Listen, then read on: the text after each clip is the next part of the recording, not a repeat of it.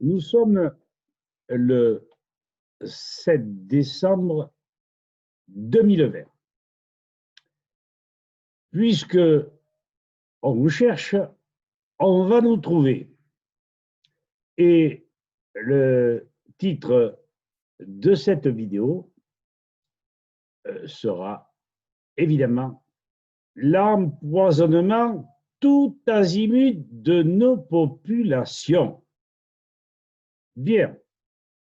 Alors, faisons un partage d'écran.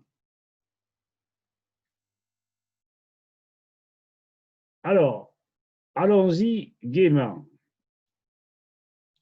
Vous voyez comme moi,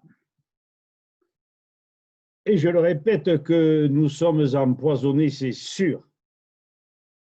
Sachez qu'une immunité élevée, la maladie est évitée.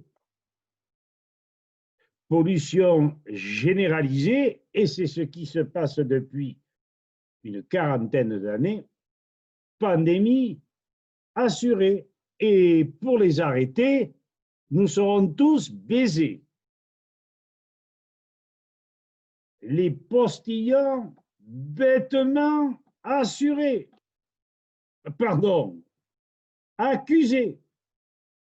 Contagion humaine, insoutenable prétexte qui n'a rien de scientifique et le contraire a largement été démontré. Notre Christian Prudhomme, directeur du Tour de France, ne semble pas accepter le principe rationnel mentionné dans le titre. Tellement de professeurs, de médecins expérimentés l'ont démontré amplement, biologistes, et j'en passe. Port du masque, respect des barrières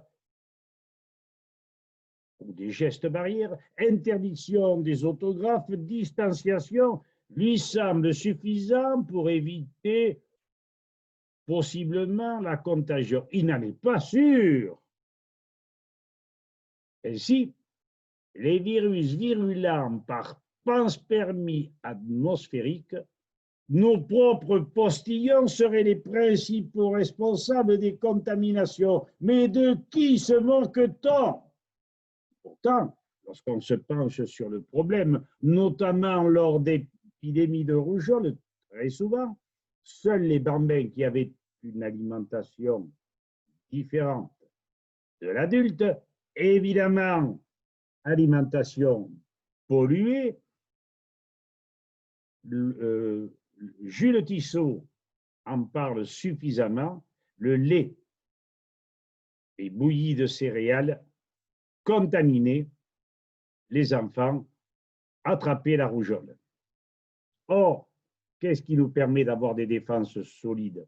La nourriture saine. Ce n'est sûrement pas le soi-disant virus buccal expectoré qui puisse nous infecter.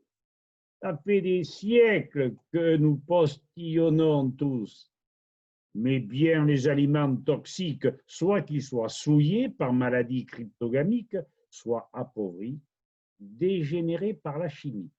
Lors de terribles épidémies, comme la peste de Marseille en 1720, les conditions climatiques cet été-là furent exceptionnellement pluvieuses. D'où l'apparition de maladies à champignons sur les céréales, diminuant les défenses de l'organisme. Était-ce l'arrivée d'un bateau de Syrie contaminé qui pouvait être la cause de milliers de morts, ou l'état général d'une population affaiblie par une certaine disette aggravée par des conditions, je le répète, climatiques largement défavorables à l'aliment clé à cette époque?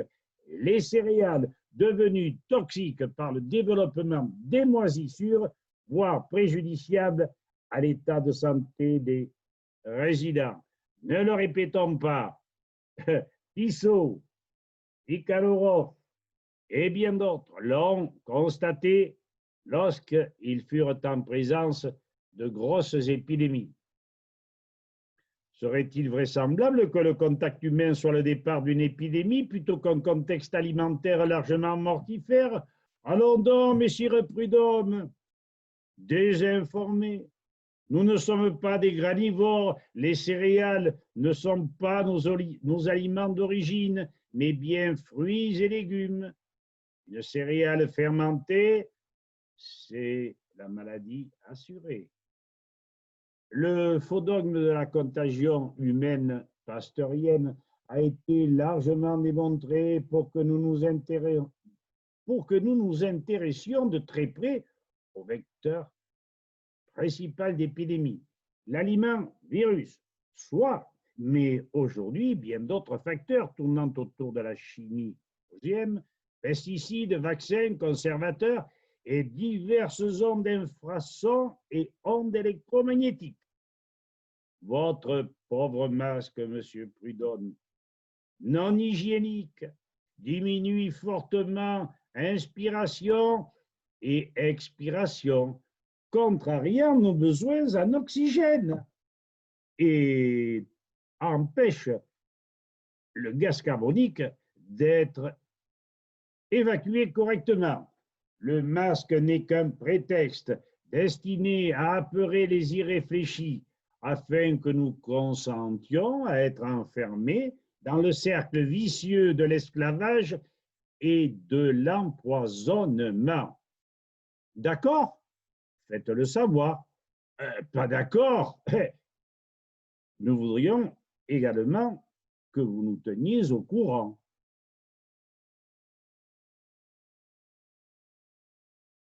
Alors, pour terminer,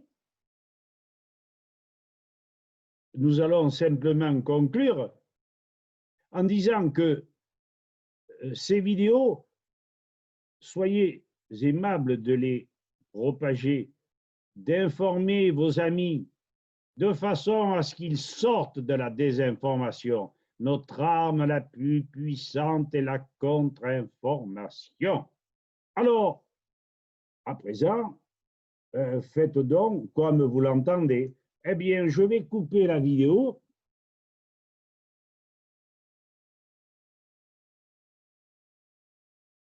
Et comme je n'avais pas trop l'habitude, j'ai hésité quelques secondes.